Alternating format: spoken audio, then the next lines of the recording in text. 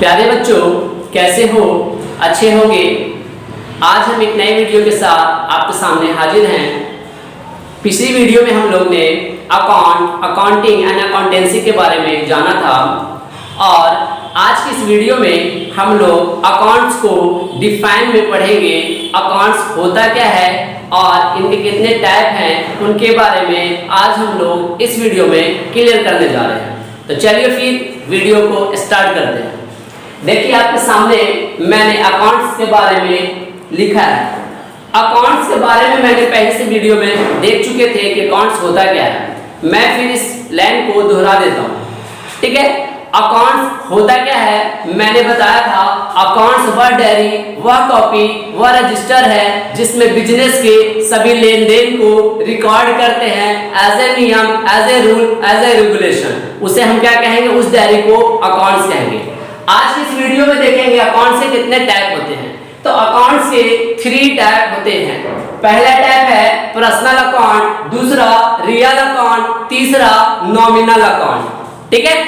तो अब हम बारी बारी करके देखेंगे पर्सनल अकाउंट किसे कहते हैं, रियल अकाउंट किसे कहते हैं, नॉमिनल अकाउंट किसे कहते हैं। तो दोस्तों देखिए, पर्सनल अकाउंट किसे कहेंगे? कहते हैं personal account are those account which are related to किनसे? Person name, company name, business name, customer name, इनसे रिलेटेड अगर होगा वो पर्सनल अकाउंट कहलाएगा। मतलब पर्सन का नाम अगर बिजनेस में कोई जुड़ता है, उस पर्सन को नाम को पर्सनल अकाउंट में डालेंगे। कंपनी का नेम होगा, पर्सनल अकाउंट में डालेंगे। बिजनेस का नेम होगा, पर्सनल अकाउंट में डालेंगे। कस्टमर का नेम होगा, पर्सनल अकाउंट में डालेंगे। फॉर एग्जांपल में देखेंगे, ठीक है। एग्जांपल में पर्सनल अकाउंट को देखेंगे, जैसे में सीता, क्या है? कस्टमर नेम हो सकता है या पर्सन नेम, क्या है? तो सीता क्या हो गया? Personal account. उसी तरह राम क्या हो गया? Personal account. तो जितना भी नाम होगा, चाहे वो व्यक्ति का नाम हो, चाहे वो बिजनेस का नाम, जैसे में वी मार्ट, क्या है? बिजनेस का नाम, चाहे वो कंपनी का नाम हो, ठीक है। तो सारा जैसे जियो कंपनी, जियो कंपनी, ये क्या हो जाएगा? कंपनी का नेम है। चाहे वो बिजनेस का नाम हो, कंपनी का नाम हो, व्यक्ति का नाम हो या कोई कस्टमर का नाम हो, जितने भी होंगे सारे के सारे पर्सनल अकाउंट के अंदर लिखा जाएगा। क्लियर? और भी एग्जांपल दे देता हूं, जैसे टाटा कंपनी, क्या होंगे? पर्सनल अकाउंट, ठीक है। चाहे व्यक्ति का नाम, कंपनी का नाम, फर्म का नाम, कोई भी नाम से रिलेटेड होगा वो पर्सनल अकाउंट के अंतर्गत आ जाएगा। जैसे में हम लोग देखिए, अगर एक बिजनेस कर रहे हैं तो बिजनेस का कुछ नाम होगा। मान लेते हैं हम एक बिजनेस किए जिसका नाम एबीसी कंपनी है। क्या है? एबीसी कंपनी है। ABC company. इस कंपनी से जितने लोग जुड़ेंगे एज ए कस्टमर, तो जहां जितना भी कस्टमर होगा, इस कस्टमर का नाम पर्सनल अकाउंट के अंतर्गत आएगा। चाहे वो दूसरी बिजनेसमैन जिसका XYZ दुकान का नाम हो, ये का दुकान का नाम भी क्या होगा? पर्सनल अकाउंट के अंतर्गत लिखा जाएगा। चाहे वो कोई भी बिजनेस का नाम हो, कंपनी का नाम हो या कोई व्यक्ति का नाम हो, जो व्यक्ति या कंपनी बिजनेस से जुड़ेंगे उसके नाम को पर्सनल अकाउंट के अंदर लिखा जाएगा। क्लियर? तो उसे हम क्या कहेंगे? पर्सनल अकाउंट कहेंगे। क्लियर है? नेक्स्ट देखेंगे, नेक्स्ट है हमारा नॉमिनल रियल अकाउंट। नेक्स्ट क्या है हमारा? Real account. रियल अकाउंट किसे कहेंगे? तो कहते हैं रियल अकाउंट रिलेटेड टू किनसे? Goods, assets and property. Goods मतलब होता है माल। अगर कोई भी बिजनेस में माल है, अब माल किसे कहेंगे? मैंने पिछली वीडियो में बता चुका। जिस चीज का डीलिंग होता हो बिजनेस में, परचेज और सेलिंग, वो उस बिजनेस का गुड्स कहलाता है, ठीक है। चाहे वो गुड्स हो, चाहे वो बिजनेस में एसेट्स हो, चाहे वो प्रॉपर्टी हो, सारे चीज वो रियल अकाउंट के अंदर आएगा। अब यहाँ पर इंक्लूडेड टेंजिबल इंटेंजिबल है, साथ है। क्या है? टेंजिबल एसेट्स भी इसमें साथ है और इंटेंजिबल भी इसके अंदर है, ठीक है। अब कहेंगे टेंजिबल क्या होता है सर, इनटेंजिबल क्या होता है। तो हमारा जो एसेट्स है हमारा जो एसेट्स है दो टाइप के होते हैं, एक टेंजिबल मतलब दिखाई देने वाला, एक इंटेंजिबल जो दिखाई ना दे, सिर्फ महसूस किया जाए, फील किया जाए, लेकिन वो भी मेरा एसेट्स होता है।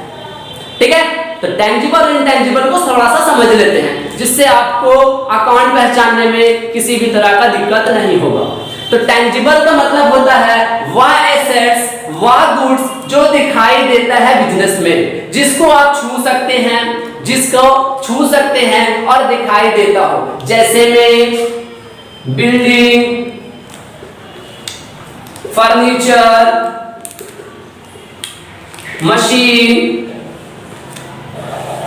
उसके बाद टीवी, ये सब क्या है? एसेट्स है, दिखाई देने वाला है, जिसको आप देख सकते हैं, और ये बिजनेस में लंबे समय के लिए भी होता है। तो ये टेंजिबल एसेट है, जिसको आप देख सकते हैं, छू सकते हैं, वो टेंजिबल एसेट। अब कहता है रियल अकाउंट वो अकाउंट है जिसमें एसेट्स हो, प्रॉपर्टी हो या गुड्स हो, सारे चीज रियल अकाउंट में लिखा जाएगा। तो बिजनेस में, बिजनेस चलाने के लिए क्या करते हैं? एसेट्स का जरूरत पड़ता है, बिल्डिंग का, फर्नीचर का, काउंटर का, टीवी का, लैपटॉप का, मशीन का, प्रिंटर मशीन का, मार्कर का, बिल्डिंग का, बोर्ड का, पोडियम का, जितना सारा चीज है बिजनेस को रन करने में जरूरत पड़ता है। तो वो जितना भी सारा चीज है वो रियल अकाउंट के अंतर्गत आएगा। तो वो रियल अकाउंट के अंतर्गत तो आएगा, लेकिन वो टेंजिबल के अंदर होगा। ठीक है, तो ये टेंजिबल जो क्या है? बिल्डिंग, फर्नीचर, मशीन, टीवी, और भी बहुत सारे हो सकते हैं, जैसे में कंप्यूटर, और भी एसेट्स हैं, मोबाइल, एटीसी। क्या है? एटीसी।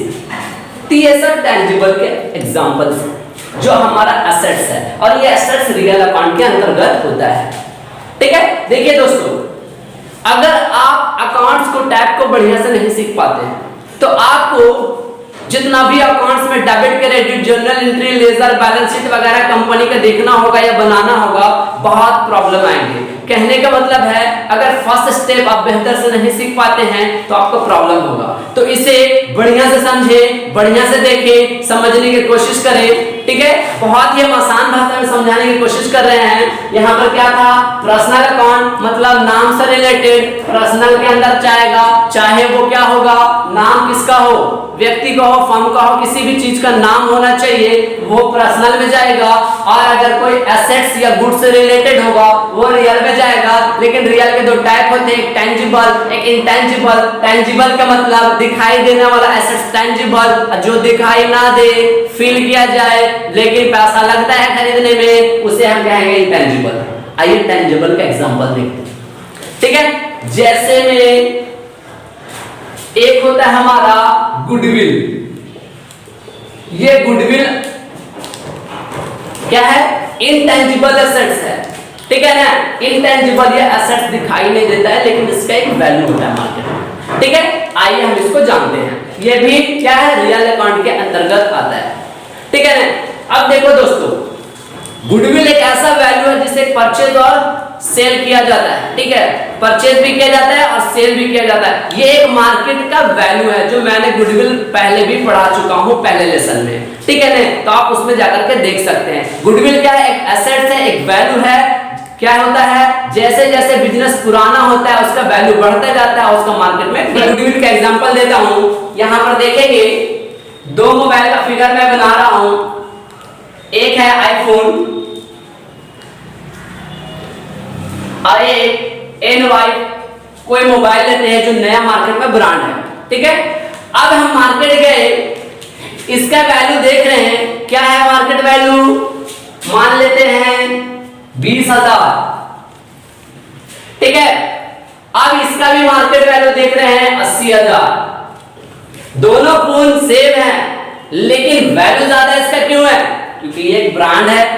ब्रांड को ही तो कहते हैं गुडविल। क्या है? इस ब्रांड को परचेज किया जाता है और सेल किया जाता है। तो गुडविल क्या है? एक ब्रांड है। ठीक है, जैसे जैसे बिजनेस पुराना होता है उसका मार्केट वैल्यू बढ़ता जाता है। अब वो क्या है? दिखाई नहीं देता है, लेकिन उसको परचेज और खरीदा जाता है। तो ये क्या है? गुडविल वैल्यू है, जिसको दिखाई नहीं देते हैं। और ये अब इसको अगर हम 80,000 में सेल करेंगे तो क्या पॉसिबल है कि नए ब्रांड को कोई 80,000 में परचेज करेंगे? नहीं करेंगे, क्योंकि इसका गुडविल वैल्यू कैसा है? नहीं है। तो लोग इसको लेने से डरेंगे।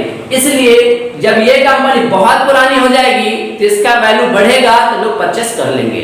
ठीक है, अगर एक एग्जांपल और देखना चाहेंगे तो देखेंगे, आप मार्केट जाते हैं, आप स्टूडेंट हैं, कलम खरीदने जाते हैं मार्केट, आप कौन सा पेन लेते हैं?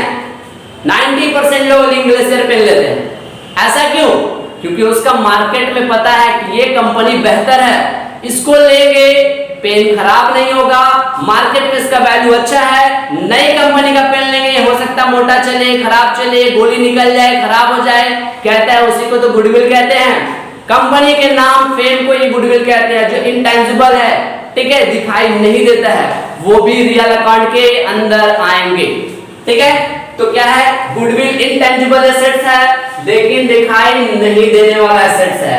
ठीक है, उसके साथ और भी है ट्रेडमार्क।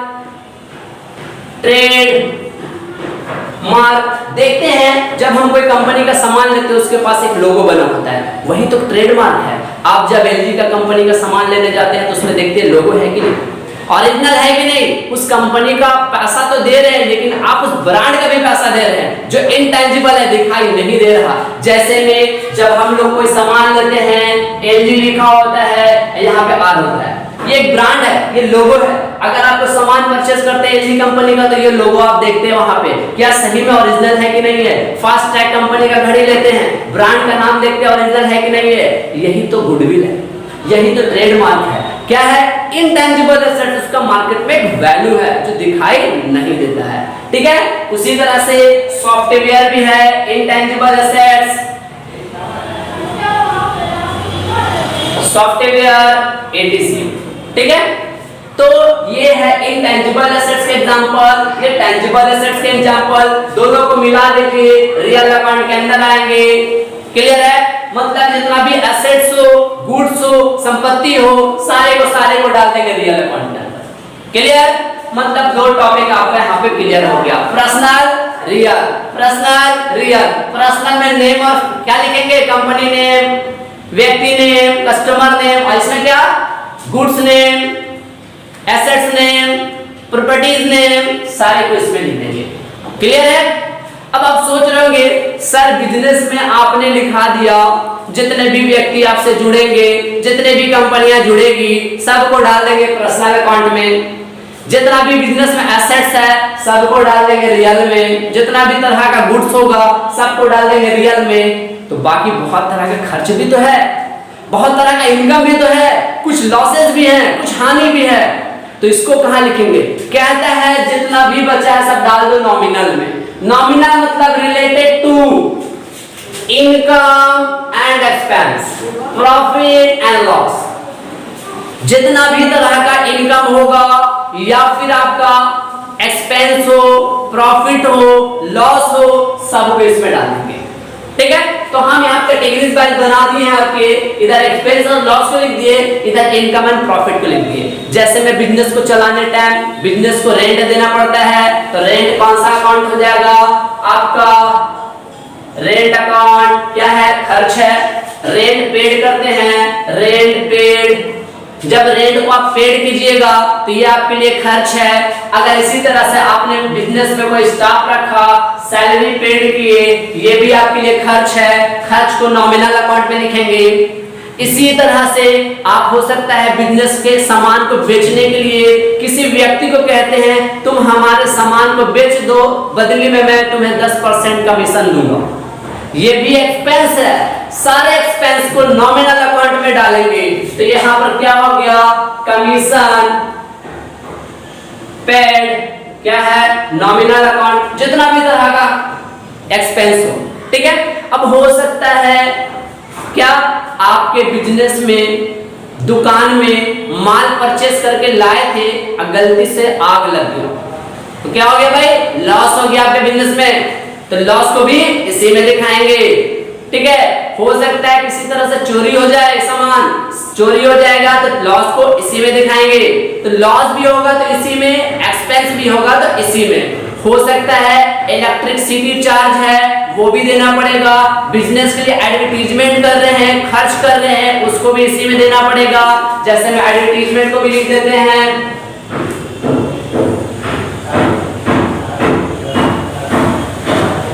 ठीक है। एडवर्टीजमेंट को भी हम क्या करेंगे, इसी में लिख देंगे। तो जितना भी तरह का खर्च होगा इधर और इनकम को भी इधर। अब देखते हैं इनकम में क्या क्या हो सकता है। माल बेचेंगे, प्रॉफिट होगा, मतलब सेल को भी कहां लिखेंगे, इनकम साइड में। सेल को कहां लिखेंगे, इनकम साइड में, सेल्स अकाउंट को। ठीक है। हो सकता है आप अपने बिजनेस को जहां पर रेंट दे रहे थे, संडे के दिन आपकी दुकान बंद रहती है, किसी पार्टी ने कहा सर आपका जो हॉल है मुझे भाड़े पे चाहिए 1 घंटे के लिए। ठीक है। लेकिन आप तो उस बिजनेस को रन करते थे, उसका भाड़ा देते थे। ठीक है। लेकिन आपने क्या किया, अपने बिजनेस को 1 घंटे के लिए भाड़े पे लगा दिया, तो वो रेंट क्या हो गया, आपके लिए इनकम हो गया। तो रेंट अगर रिसीव कर रहे हैं तो रेंट रिसीव हो जाएगा इनकम। रेंट रिसीव हो सकता है आप माल को परचेज करने गए, आपको डिस्काउंट अलाउ किया गया उधर से, तो डिस्काउंट अलाउ आपका इनकम हो जाएगा। ठीक है। मतलब आपने क्या किया, डिस्काउंट को रिसीव किया। रिसीव कीजिएगा तो आपका इनकम। अगर आप किसी कस्टमर को अगर देते हैं डिस्काउंट तो आपके लिए एक्सपेंस है। जैसे में डिस्काउंट आपने अलाउ किया कस्टमर को, मेरे यहाँ से सामान परचेज करो 10% डिस्काउंट, आपने अलाउ किया, आपके लिए एक्सपेंस है।